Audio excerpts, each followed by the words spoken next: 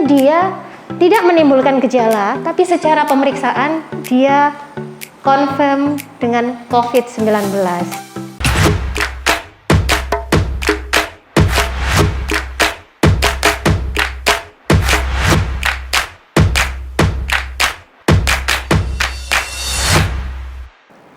Assalamualaikum warahmatullahi wabarakatuh.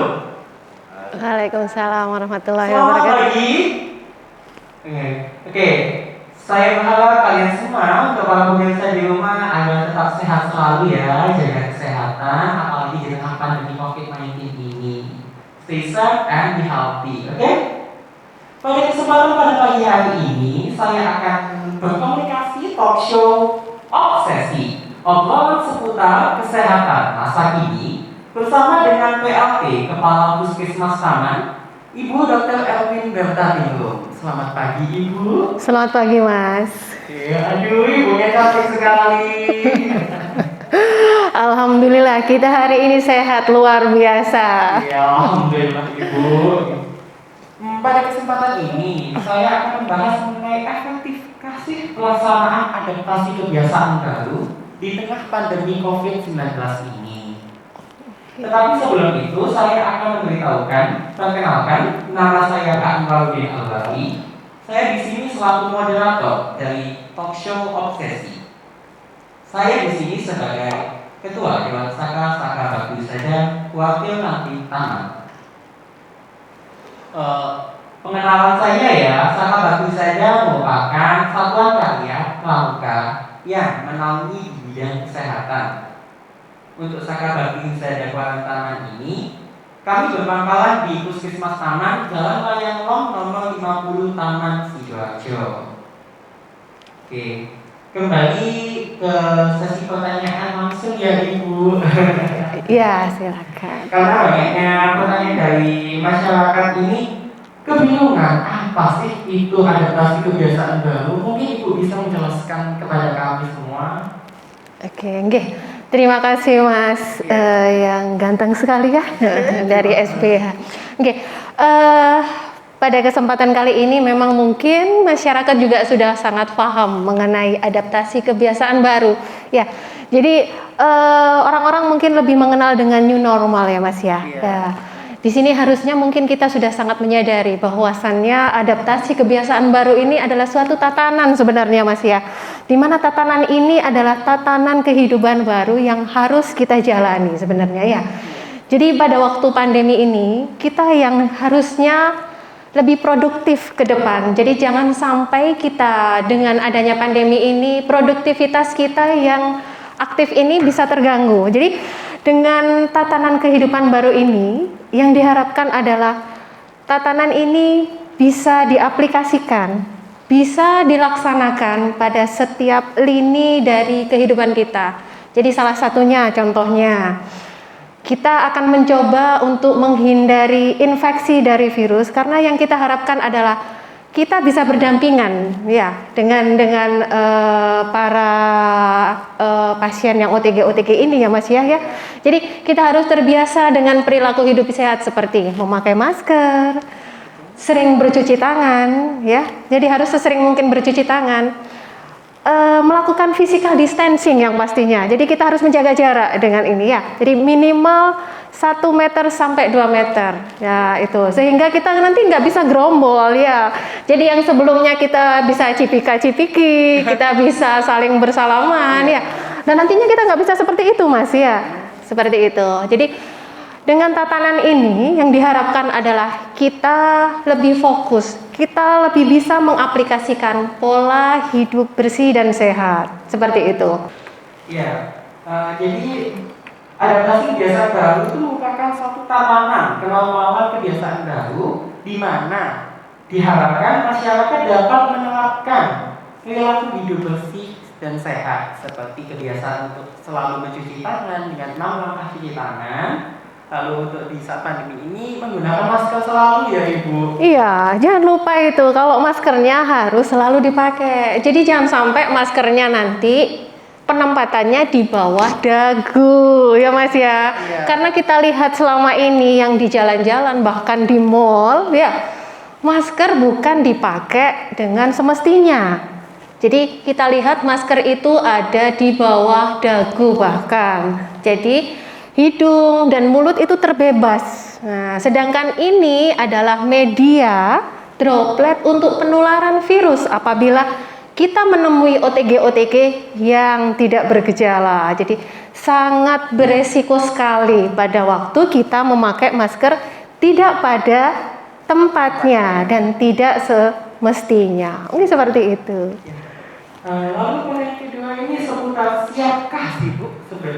Siapkah ya masyarakat ini beradaptasi dengan kebiasaan baru ini? Mungkin ada kebingungan di masyarakat atau bagaimana?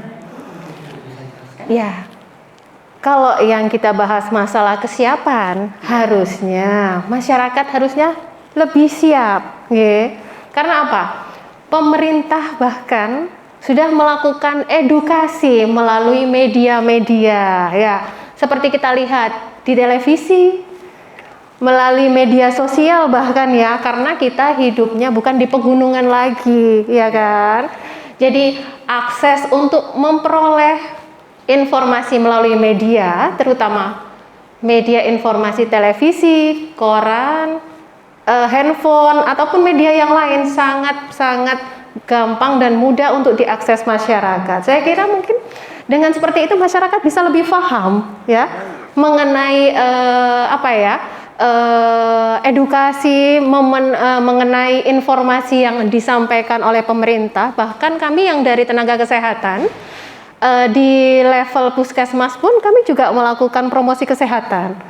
Nah, kemarin kami bahkan melakukan melalui media ambulan keliling. Jadi melingkupi seluruh wilayah di kami, jadi melakukan perjalanan ke desa-desa, melakukan promosi lewat TOA, atau bahkan lewat pertemuan yang kami adakan mungkin di kelurahan, atau di sektor-sektor yang lain, misalnya di checkpoint terutama, checkpoint Kampung Tangguh, itu juga kami lakukan. Lantas untuk bagaimana menyikapi pandangan atau stigma ya, pandangan masyarakat yang tidak percaya adanya kasus konfirmasi tanpa gejala atau yang lebih kita kenal dengan OTG.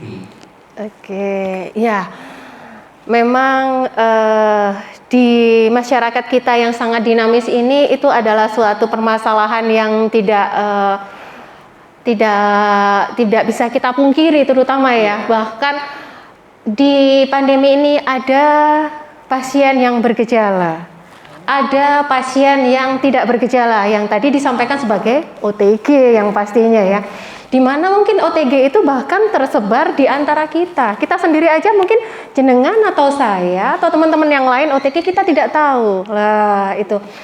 Jadi sebenarnya untuk menyikapi ada endaknya OTG itu sudah dilakukan beberapa usaha terutama ya melalui media edukasi dan bahkan lewat masyarakat sendiri. Jadi pada waktu masyarakat itu bergejala, pasti kami yang dari tenaga kesehatan akan melakukan kontak tracing terutama pada keluarga terdekat atau kontak-kontak terdekat yang sudah ditemui oleh pasien ini. Dan di situ akan kita lakukan pemeriksaan. Dan bahkan beberapa di antara mereka positif juga gitu nggih. Jadi itulah yang dinamakan OTG. Jadi orang tanpa gejala, di mana dia tidak menimbulkan gejala, tapi secara pemeriksaan dia confirm dengan COVID-19. Oke. Lalu semakin kesini ya Ibu, masyarakat kita juga sudah mulai terbiasa akan adanya pandemi ini, akan adanya virus di sekitar kita. Lalu bagaimana sih Bu cara agar kita tetap kembali mewaspadai sebuah ancaman virus, terlebih di era adaptasi kebiasaan baru ini?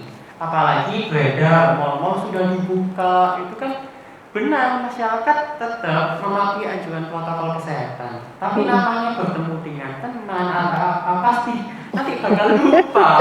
Iya. Nanti saling jabat tangan. Betul sekali. Iya. Memang usaha kita untuk menyadarkan masyarakat terutama ya, memahamkan dan biar masyarakat itu bisa untuk melaksanakan protokol-protokol kesehatan di masa adaptasi kebiasaan baru ini sangat susah. Tapi jangan sampai dengan susah itu kita menyerah, Mas. Ya, tetap kita lakukan promosi-promosi kesehatan ya. Jadi kita pahamkan. Jadi untuk menghindari infeksi virus itu bisa terinfeksi ke kita dan bahkan keluarga ataupun saudara terdekat kita, kita harus lebih memahamkan dan bisa melakukan beberapa protokol kesehatan yang tadi sudah kami sampaikan, terutama memakai masker dengan benar ya. Dalam artian maskernya dipakai setinggi hidung yang pastinya, jangan sampai nanti maskernya ada di dagu ya. Jadi nanti itu kan kayak mainan ya Mas ya. Nah, gitu. Jadi selain pemakaian masker yang pastinya physical distancing, jangan sampai nanti kita masih berpikiran ke yang ke belakang. Marilah kita untuk berpikir maju ke depan.